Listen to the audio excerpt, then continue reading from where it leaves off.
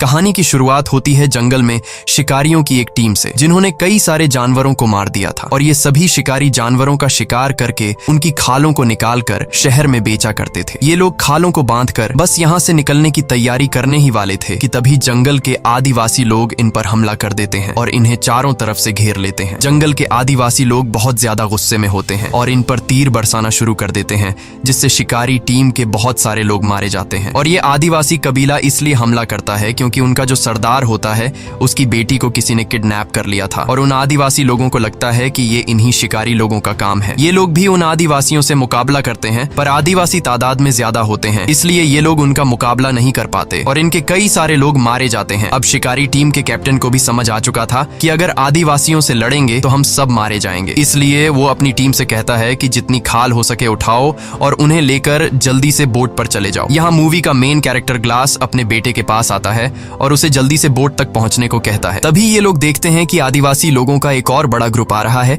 इसलिए ये लोग लड़ना छोड़ देते हैं और अपनी जान बचाने के लिए तेजी से बोट की तरफ भागते हैं। इसी बीच शिकारी टीम के और भी कई सारे लोग मारे जाते हैं। बस कुछ ही लोग बोट तक पहुंचकर यहाँ से निकल जाते हैं। उनके जाने के बाद आदिवासी लोग शिकारियों से बची सारी खालों पर कब्जा कर लेते हैं और कबीले के सरदार को यहाँ अपनी बेटी नहीं मिलती। अब कबीले का सरदार अपने लोगों से कहता है कि यहाँ पर जितनी भी उन अमेरिकन शिकारियों से खालें बची हैं उन्हें उठा लो। इन खालों को हम फ्रेंच शिकारियों को दे देंगे, बदले में हम उनसे घोड़े और बंदूकें ले लेंगे और मेरी बेटी को तब तक ढूंढते रहेंगे जब तक वो मिल नहीं जाती। दूसरी तरफ ये अमेरिकन शिकारी लोग काफी दूर जाने के बाद भी डरे हुए होते हैं और बंदूक तान कर तैयार रहते हैं, क्योंकि उन्हें भी पता था कि वह आदिवासी लोग इनका इतनी आसानी से पीछा नहीं छोड़ेंगे और वो कभी भी इनके ऊपर हमला कर सकते हैं। अब यहाँ पर इन लोगों को समझ नहीं आ रहा होता कि हमें किस तरफ जाना चाहिए। तब कैप्टन ग्लास से पूछता है कि हमें क्या करना चाहिए। ग्लास कहता है कि हमें इस बोट को छोड़ के जमीन के रास्ते चलना चाहिए, क्योंकि वो आदिवासी लोग नदी को फॉलो करते हुए जल्दी हमारे तक पहुंच जाएंगे, इसीलिए जमीन ही हम सबके लिए सबसे सेफ रास्ता है। लेकिन ग्लास की इस बात से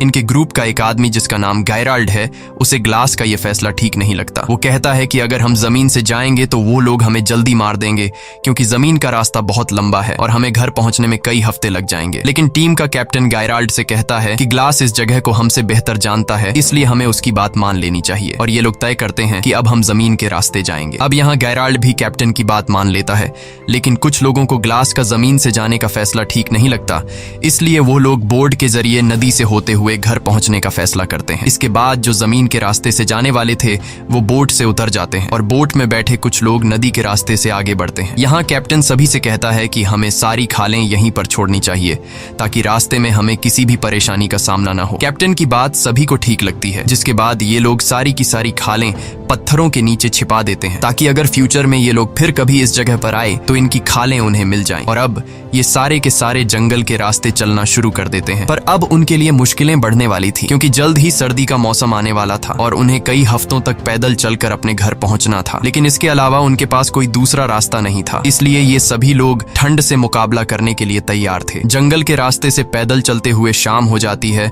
और अब ये लोग एक जगह पर रुककर रात यहीं पर गुजारने का फैसला करते हैं। कुछ देर बाद रात हो जाती है और ये सभी जंगल में सो जाते हैं। अगली सुबह हम देखते हैं कि जो लोग ग्लास के जमीन के रास्ते से पैदल चलने का फैसला गलत समझ रहे थे, अब उन लोगों को अपनी गलती का पछतावा होता है। वो आदिवासी लोग आकर उन्हें मार देते हैं और आदिवासी लोग समझ जाते हैं कि कुछ लोग जंगल के रास्ते से पैदल निकल गए, इसलिए ये लोग पूरे जंगल में फैल जाते हैं उन बचे हुए अमेरिकन शिकारियों को ढूंढने। एक आदिवासी को जमीन पर चलने वाले अमेरिकन शिकारियों के पैरों के निशान भी मिल जाते हैं। वह आकर अपने कबीले के सरदार को बताता है। कबीले के सरदार को लगता है कि मेरी बेटी उन्हीं के पास है और अब ये आदिवासी लोग पैरों के निशान को फॉलो करते हुए उनके पीछे जाते हैं। इधर ये लोग लगातार कई घंटों से पैदल जंगल के रास्ते से आगे बढ़ते हैं और ये लोग काफी ज्यादा थक जाते हैं, इसलिए ये लोग कुछ देर आराम करने के लिए यहीं पर डेरा जमा देते हैं और सभी आराम करने लगते हैं। सभी लोगों को भूख लगी हुई थी पर खाने के लिए कुछ भी नहीं था, इसलिए ग्लास शिकार ढूंढने जंगल में अकेला निकल पड़ता है। कुछ दूर आने के बाद उसे महसूस महसूस होता है कि आसपास कोई है, इसलिए ग्लास बंदूक उठाकर रेडी हो जाता है और तभी उसे सामने भालू के 2 छोटे बच्चे दिखाई देते हैं। इससे पहले कि ग्लास वहां से निकल पाता तभी एक बड़ा भालू उस पर हमला कर देता है, जिससे ग्लास के हाथ से बंदूक गिर जाती है। वो भालू ग्लास को उठाकर पटकता है और ग्लास को बुरी तरह से जख्मी कर देता है। अब ग्लास कुछ भी नहीं कर सकता था, इसलिए वो आराम से जमीन पर लेट जाता है। ग्लास जब शांत होता है तो भालू भी वहां से जाने लगता है, लेकिन ग्लास शिकार पाने के लिए किसी तरह करके अपने गन के पास पहुंचता है। तभी वो भालू दोबारा से ग्लास पर हमला करने के लिए आता है। ग्लास जल्दी से बंदूक से उसे गोली मारता है, पर वह गोली भालू के सर में लगने के बजाय उसके गले में लग जाती है, जिससे भालू अब और ज्यादा चिढ़ जाता है और अपने पंजों से ग्लास के गले को चीर देता है। लेकिन भालू रुकता नहीं और वो ग्लास के पूरी बॉडी को बुरी तरह से अपने पंजों से काट देता है। गोली लगने की वजह से भालू भी कमजोर हो चुका था। ग्लास अब किसी तरह करके चाकू निकालकर उस भालू पर कई वार करता है, जिससे ये दोनों ढलान से लुढ़कते हुए नीचे गिर जाते हैं, जिसके बाद वह भालू भी ग्लास के ऊपर गिर जाता है। लेकिन भालू मर चुका था और ग्लास भी लगभग मर ही चुका होता है, क्योंकि भालू ने उसका गला पूरी तरह से फाड़ दिया था और इसकी पूरी बॉडी पर गहरे जख्म थे। ग्लास बहुत ही ज्यादा तकलीफ में था। ग्लास ने जब भालू पर गोली चलाई थी तब गोली की आवाज उसके साथियों ने सुन ली थी, इसलिए ग्लास के साथी उसे ढूंढते हुए वहां पर पहुंच जाते हैं और वो देखते हैं कि ग्लास के ऊपर भालू गिरा हुआ है। वो बड़ी मुश्किल से भालू को उसके ऊपर से हटाते हैं और ग्लास को अपने साथ ले जाते हैं। अब उनमें से एक आदमी ग्लास के घावों को सीना शुरू करता है। दर्द के मारे ग्लास का बुरा हाल हो गया था। उसका गला बुरी तरह से कट चुका है और उसके पूरे बॉडी पर काफी गहरे जख्म हैं। ग्लास के जख्मों को देखते हुए ये लोग समझते हैं कि ग्लास अब जिंदा नहीं रह पाएगा और कुछ ही घंटों में उसकी मौत हो जाएगी। दूसरी तरफ आदिवासी कबीले का सरदार अमेरिकन शिकारियों से जो खालें बची हुई थीं, वो इन खालों को फ्रेंच शिकारियों को दे देता है, जिसके बदले वो उनसे बंदूकें और घोड़े ले लेता है, जिसका मतलब इन अमेरिकन शिकारियों यानी ग्लास और उसके साथियों के लिए मुश्किलें बढ़ने वाली थीं, क्योंकि इससे पहले ये आदिवासी तीर कमान से हमला किया करते थे, लेकिन अब आदिवासियों के पास घोड़े और बंदूकें भी आ गई थीं। अब ग्लास बुरी तरह से जख्मी होने की वजह से चल नहीं सकता था, इसलिए ये लोग ग्लास के लिए लकड़ी का एक स्ट्रेचर बनाते हैं। वो ग्लास को उसके ऊपर रखते हैं और आगे बढ़ना शुरू करते हैं। इस तरह से ये लोग बारी बारी से ग्लास को उठाते हैं। ये लोग ग्लास को काफी दूर तक ले आते हैं, पर आगे का रास्ता बहुत ही मुश्किल था, क्योंकि आगे एक ऊंचा पहाड़ था जहां से इन लोगों को गुजरना था। ये पहाड़ी रास्ता इतना खराब था कि वहां से अकेला आदमी भी ठीक से नहीं चढ़ पाता था, इसलिए ग्लास को यहाँ से चढ़ाना नामुमकिन था। ये लोग फिर भी कोशिश करते हैं, पर ये लोग ग्लास को नहीं चढ़ा पाते। तभी उनका जो कैप्टन होता है वो अपने एक आदमी को बोलता है कि ग्लास के मुंह पर कपड़ा रखो। दरअसल वो ग्लास को गोली मारने वाला होता है, क्योंकि उसको लगता है कि ग्लास तकलीफ से गुजर रहा है और वैसे भी ग्लास अब बच नहीं सकता। ग्लास दर्द से तड़प रहा होता है और उसको यहाँ से घर ले जाना लगभग नामुमकिन है। कैप्टन ग्लास को मारने ही वाला होता है कि तभी ग्लास का बेटा सामने आकर बोलता है कि ऐसा मत करो। कैप्टन को उस पर तरस आ जाता है और वो ग्लास को गोली नहीं मार पाता, क्योंकि ग्लास की वजह से ये सभी जिंदा बचे होते हैं। कैप्टन वहाँ पर मौजूद सभी लोगों से कहता है कि जो भी 2 लोग ग्लास के मरने तक उसके पास रुकेंगे उसे गाँव वापस आते ही $70 दिए जाएंगे। कैप्टन कहता है कि ग्लास ने हम सबकी मदद की है और कैप्टन चाहता था कि ग्लास को नेचुरल डेथ मिले और जब ग्लास मर जाए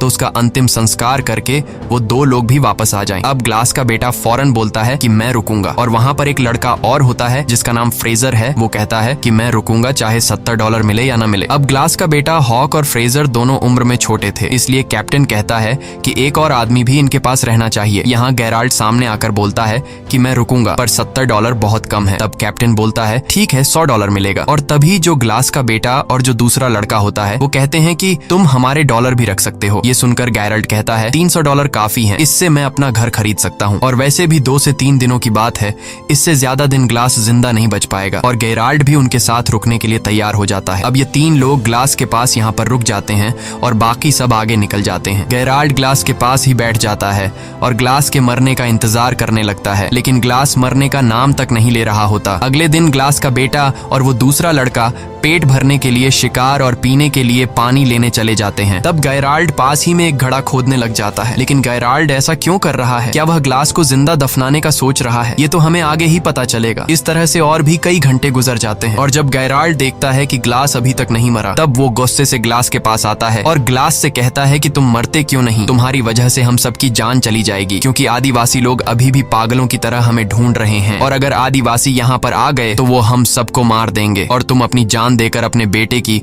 और हम सबकी जान बचा सकते हो। अब गेराल्ड ग्लास से कहता है कि अगर तुमने अपनी पल के नीचे झपका ली तो मैं समझ जाऊंगा कि तुम मरने के लिए तैयार हो। ग्लास बेचारा काफी देर तक कोशिश करता है कि उसकी पलकें न झपके, लेकिन तब गेराल्ड उसे कहता है कि मुझे लगता है कि तुम अपने बेटे को भी नहीं बचाना चाहते। ग्लास गेराल्ड की बात सुनकर अपने बेटे को बचाने के लिए अपनी पलकें नीचे झपका देता है। ये देखकर गेराल्ड ने उसके मुंह में कपड़ा घुसाकर उसकी सांस रोक दी और ग्लास अब तड़प कर मर रहा होता है। तभी ग्लास का बेटा आकर गेराल्ड को बंदूक से पीछे धकेल देता है। ग्लास का बेटा गेराल्ड पर बंदूक तान देता है और उसे मारने की धमकी देता है। गेराल्ड उसे समझाने की कोशिश करता है कि मैं ऐसा क्यों कर रहा था, लेकिन ग्लास का बेटा उसकी कोई बात नहीं सुनता और चिल्लाने लग जाता है, जिसके बाद गेराल्ड ग्लास के सामने ही उसके बेटे को पेट में चाकू मारकर मार डालता है। ग्लास का गला पूरी तरह से कटा होता है, इसलिए वो चिल्ला भी नहीं पाता। वो सिर्फ अपने बेटे को मरता हुआ देखता है और गेराल्ड उसके बेटे को उठाकर दूर एक जगह में छिपा देता है ताकि जब वह तीसरा लड़का वहां पर आए तो वह इसे न देख पाए। कुछ देर बाद जब वह लड़का वहां पर आता है,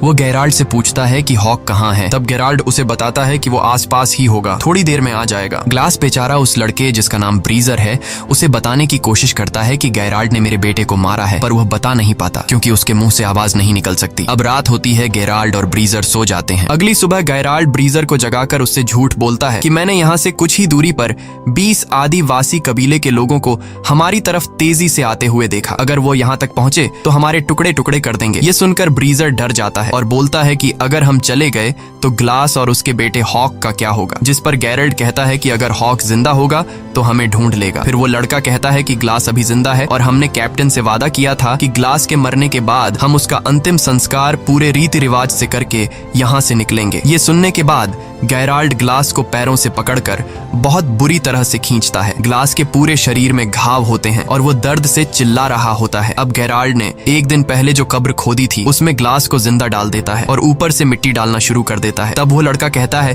कि ये तुम क्या कर रहे हो। गेराल्ड कहता है कि ये आज नहीं तो कल मर ही जाएगा और जैसा कि हमने वादा किया था उसका अंतिम संस्कार पूरे रीति रिवाज से किया जाएगा, तो मैंने अपना वादा पूरा कर लिया है। वो उसके ऊपर थोड़ी सी मिट्टी डाल देता है और वहां से चला जाता है और उस लड़के को बोलता है कि तुम भी मेरे साथ चलो। ब्रीजर को ग्लास के इस हाल के लिए बहुत दुख होता है। वो ग्लास से कहता है कि सॉरी मिस्टर ग्लास, मुझे जाना होगा, और ये कहकर वो पानी की एक बॉटल ग्लास के ऊपर रखकर वहां से निकल जाता है। अब यहाँ पर ग्लास अकेला है, वो तड़प रहा है। ग्लास कई घंटों तक उसी जगह पर जहाँ उसे दफनाकर चले गए थे अधमरी हालत में लेटा रहता है। वो सोचता है कि यहाँ पड़े पड़े वैसे भी मरना है तो क्यों न बचने की कोशिश की जाए। वो पूरी हिम्मत जुटाकर अपने हाथ पैर हिलाता है और बहुत तकलीफ से गुजरकर वो कब्र से बाहर निकलता है। ग्लास बहुत ज्यादा तकलीफ में होता है। वो रेंगते हुए सीधा उस जगह पर जाता है जहाँ उसके बेटे की लाश है। वो अपने बेटे की लाश को देखकर पूरी तरह से टूट जाता है और बदले की आग में जलने लगता है। उसके बाद वो अपने बेटे की लाश के ऊपर सिर रखकर सो जाता है। दूसरी तरफ सुबह होने पर गेराल्ड ब्रीजर को उठाकर कहता है कि जल्दी उठो, हमें यहाँ से निकलना होगा। आदिवासी कबीले के 12 लोग हमारे पीछे आ रहे हैं। ये सुनकर ब्रीजर गेराल्ड से कहता है कि तुमने तो कहा था हमारे पीछे 20 लोग लगे हैं। वो समझ जाता है कि गेराल्ड ने उससे झूठ कहा था, इसलिए वो गेराल्ड पर बंदूक तान लेता है। तब गेराल्ड ब्रीजर से कहता है कि तुम्हें तो मेरा शुक्रिया अदा करना चाहिए। मैंने तुम्हारी जान बचाई और तुम्हें डराना जरूरी था, क्योंकि एक अधमरे इंसान के साथ हम अपनी जान खतरे में नहीं डाल सकते थे। वैसे भी ग्लास मरने वाला था और अगर तुम जिंदा रहना चाहते हो तो मैं जैसा कहता हूँ वैसा करो, वरना तुम अकेले ग्लास के पास वापस जा सकते हो। ये सुनकर डर के मारे ब्रीजर गेराल्ड की बात मान लेता है और उसके साथ आगे बढ़ने लगता है। दूसरी तरफ ग्लास उसी जगह पर होता है और अब ग्लास को भूख लगती है। वो रेंगता हुआ एक जगह पर जाता है जहाँ किसी जानवर का स्कल पड़ा होता है। वो उसमें से एक हड्डी तोड़ता है और जो सूखा हुआ मांस होता है उसे खाता है। फिर वो रेंगता हुआ एक पहाड़ी के छोर तक जाता है जहां वो देखता है कि नीचे एक नदी है। ग्लास को अब प्यास भी लगी थी। वो बड़ी मुश्किल से उसी तरह रेंगता हुआ उस नदी के किनारे पहुंच जाता है और पानी पीने लगता है। लेकिन जब वो पानी पीता है तो पानी उसकी गर्दन से बाहर निकल जाता है क्योंकि उसकी गर्दन कटी हुई थी। अब ग्लास को सबसे पहले अपने घावों का इलाज करना था। उसके पास थोड़ा बारूद बचा होता है। वो सूखी घास इकट्ठा कर आग जला लेता है और थोड़ा सा बारूद अपनी गर्दन के उस हिस्से पर डालता है जहां गला कटा हुआ था। फिर वो एक जली हुई लकड़ी को अपनी गर्दन में लगाता है जिससे बारूद जलकर एक चिंगारी पैदा होती है और उस चिंगारी से उसकी गर्दन जल जाती है। वो ऐसा इसलिए करता है ताकि जलने से जो उसका घाव फटा हुआ है वो चिपक जाए। इस दौरान ग्लास को बहुत दर्द होता है और दर्द के मारे वो बेहोश हो जाता है। उसके बाद ग्लास कई दिनों तक उसी नदी के किनारे रहता है। वो पानी पीकर और मरे हुए जानवरों का मांस खाकर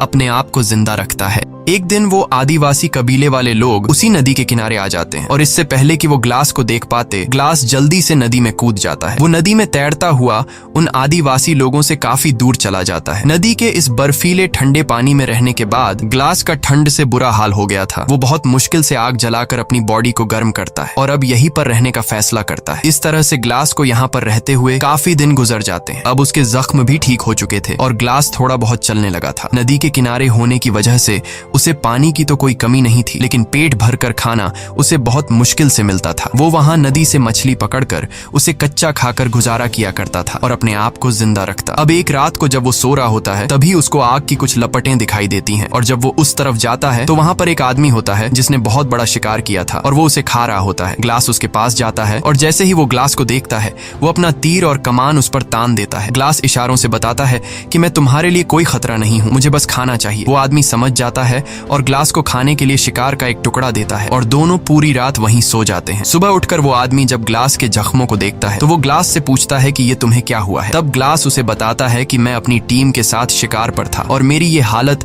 एक जंगली भालू ने की है, जिसके बाद मेरे साथियों ने मुझे मरने के लिए जंगल में ही छोड़ दिया और उन्होंने मेरे बेटे को भी मार दिया। ये सुनकर उस आदमी को ग्लास के लिए बहुत दुख होता है और ये जो आदमी है वो कहता है कि मेरे पूरे परिवार को भी फ्रेंच शिकारियों ने मार डाला। ये कहते हुए वो आदमी बहुत ज्यादा इमोशनल हो जाता है, पर वो कहता है कि वो उन फ्रेंच लोगों से बदला नहीं लेना चाहता क्योंकि बदला लेना ऊपर वाले के हाथ में है। वह आदमी ग्लास के जख्मों को देखते हुए कहता है कि तुम मेरे साथ ट्रैवल कर सकते हो और इसके बाद वो दोनों एक घोड़े पर आगे का सफर तय करते हैं। दूसरी तरफ गायराल्ड और ब्रीजर अपने गांव के काफी करीब पहुंच जाते हैं, लेकिन गांव में एंटर होने से पहले गायराल्ड ब्रीजर से कहता है कि हमने जो भी किया उसके बारे में किसी को भी पता नहीं चलना चाहिए। वो ब्रीजर से कहता है कि अगर उन्हें सच पता चला तो कैप्टन हमें सूली पर चढ़ा देगा। मजबूरी में ब्रीजर उसकी बात मान जाता है। अब गैरल्ड और वो लड़का कैप्टन के पास जाते हैं और गैरल्ड कैप्टन को बताता है कि ग्लास के आखिरी सांसों तक हम उसके साथ रहे, हमने उसे अच्छी तरह से अंतिम संस्कार के साथ दफनाया और ग्लास का बेटा आदिवासी लोगों के हाथ लग गया और हम अपनी जान छुड़ाकर वहां से भाग आए। ये सुनकर कैप्टन अपने वादे के मुताबिक उन दोनों को $100 देता है, लेकिन वो लड़का पैसे लिए बिना वहां से चला जाता है। गैरल्ड उस लड़के के पैसे भी उठाकर बोलता है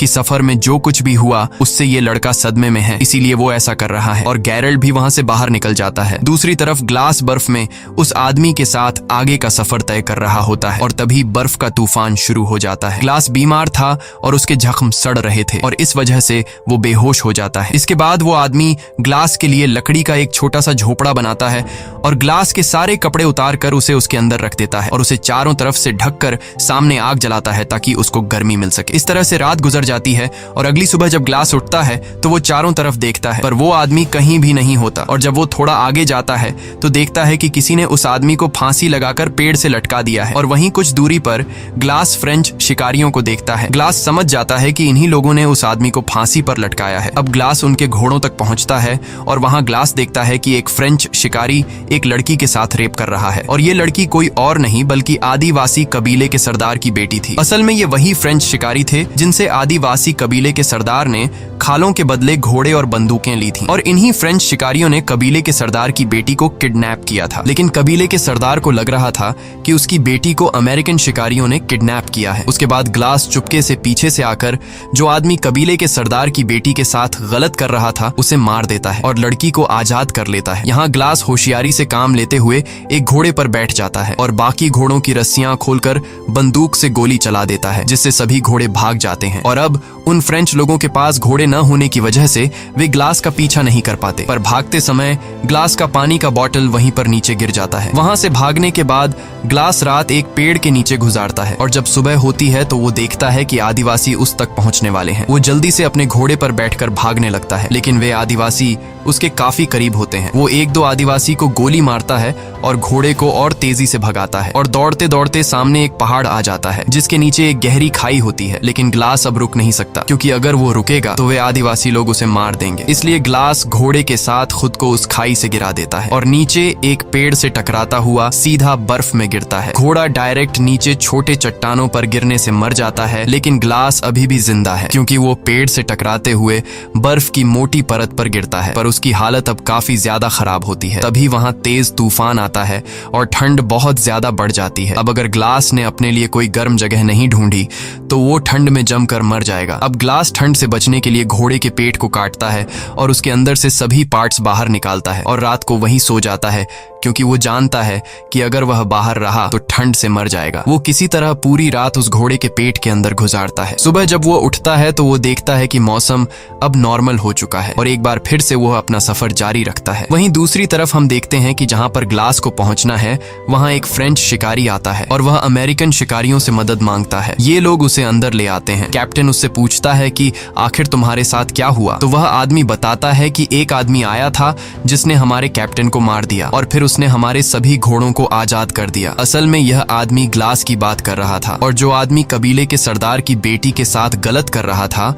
वह असल में उन फ्रेंच शिकारियों का कैप्टन था। वह आदमी बताता है कि घोड़ों के आजाद होने के बाद हमारी पूरी टीम बिखर गई। सर्दी के चलते हमारे कुछ लोग मर गए और कुछ को तो बेड़ियों ने मार दिया। सबूत के तौर पर यह आदमी इन लोगों को अपने साथियों का कुछ सामान दिखाता है और वह एक पानी की बोतल को दिखाते हुए कहता है कि जिस आदमी ने हमारे कैप्टन को मारा उसे जाते हुए यह पानी की बोतल गिर गई थी और यह वही बोतल होती है जो ब्रीजर ने ग्लास को उस जगह छोड़ते हुए उसके ऊपर रख कर आ गया था। ब्रीजर कहता है कि यह तो ग्लास की बोतल है जो कि मैंने उसे दी थी। अब ये लोग उस आदमी से पूछते हैं कि ग्लास ने तुम्हारे कैप्टन को कहाँ मारा था और वह आदमी 30 मील दूर वह जगह उन्हें बता देता है। जिसके बाद कैप्टन ब्रेजर और कुछ लोग ग्लास को ढूंढने के लिए घोड़ों पर निकल पड़ते हैं और यहाँ गेराल्ड को समझ आ जाता है कि अब वो फंसने वाला है। कई घंटों के सफर के बाद रात हो जाती है और ये लोग उस जगह तक पहुंच जाते हैं जहां पर उस आदमी को बोतल मिली थी। कैप्टन सभी लोगों को चारों तरफ ग्लास को ढूंढने के लिए कहता है और तभी उन्हें दूर से एक आदमी दिखाई देता है। जब ये लोग उसके करीब जाते हैं तो वो कोई और नहीं बल्कि ग्लास होता है और ग्लास को देखकर कैप्टन एकदम शॉक हो जाता है, क्योंकि गेराल्ड ने तो उसे मरा हुआ बता दिया था। कैप्टन ग्लास के पास आकर उससे पूछता है कि तुम्हारे साथ क्या हुआ था। तब ग्लास उसे सारी सच्चाई बता देता है। जिसके बाद कैप्टन गेराल्ड को पकड़ने के लिए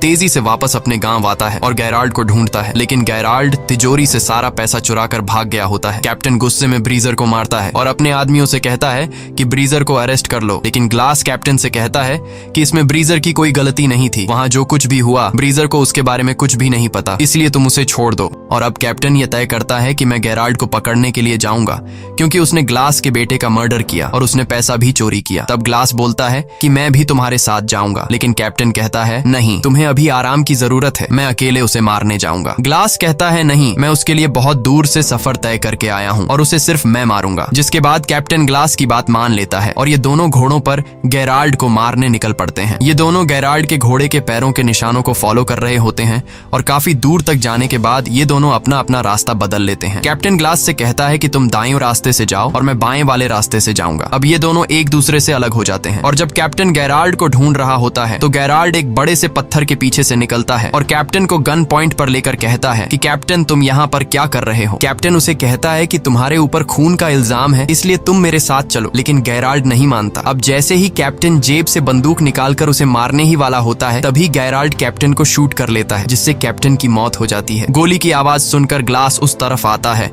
और ग्लास देखता है कि वहां पर कैप्टन की लाश पड़ी हुई है और गेराल्ड भाग चुका है। अब ग्लास समझदारी से काम लेते हुए लकड़ी की एक बड़ी टहनी तोड़ता है और उसे कैप्टन की पीठ पर लगा देता है ताकि उसकी पीठ सीधी हो जाए। जिसके बाद वह कैप्टन को घोड़े पर बिठा देता है और खुद पीछे वाले घोड़े पर लाश की तरह लेट जाता है ताकि गेराल्ड को ये लगे कि आगे ग्लास है और पीछे जो लेटा हुआ है वो कैप्टन की डेड बॉडी है। और होता भी ऐसा ही है। इन घोड़ों को देखकर गेराल्ड को लगता है कि आगे जो है वो ग्लास है और पीछे जो लेटा हुआ है वो कैप्टन की लाश है। जिसके बाद वह आगे वाले आदमी पर गोली चला देता है और गोली लगते ही वह गिर जाता है। गेराल्ड खुश हो जाता है और उसे लगता है कि ग्लास भी अब मर चुका है। वह धीरे धीरे डेड बॉडी की तरफ आता है। जब वह डेड बॉडी तक पहुंचता है और बॉडी को पलटता है तो उसे पता चलता है कि ये ग्लास नहीं बल्कि कैप्टन है। अब इससे पहले कि गेराल्ड कुछ कर पाता तभी ग्लास पीछे वाले घोड़े से उठकर गेराल्ड पर गोली चलाता है। ये गोली गेराल्ड के कंधे में लगती है और वह वहां से भागने लगता है। तब ग्लास भी उसका पीछा करता है और पीछा करते करते वह एक नदी के किनारे पहुंच जाता है